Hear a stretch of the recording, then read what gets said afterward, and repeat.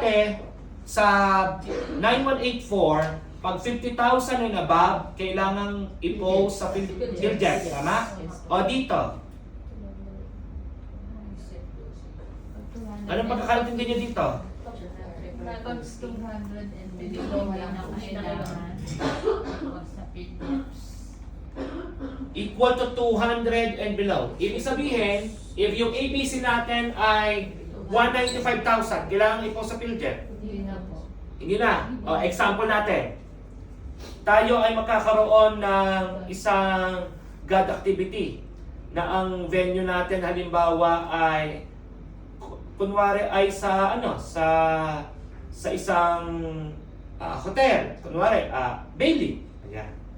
Ang ating budget ay 90,000 lamang. Ipopost pa ba natin sa PhilJet? Hindi na po. Hindi na. Kasi base dito, ipopost mo lang sa PhilJet kapag ka 200.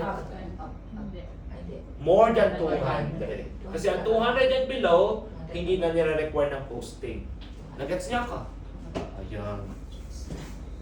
Dati, magkano para maipost sa PhilJet? 50,000 and above. Kailangan ipopost sa PhilJet. Kaya nga di ba tayo, yung mga procurement natin na 50,000 and above, na post sa PhilJet natin. Even yung ating mga activities na sa hotel, yung ating mga God activities, kasi more than 50 yon nakapost sa PhilJet, di ba? O dito, hindi na. Pagka 200,000 and below. Okay na?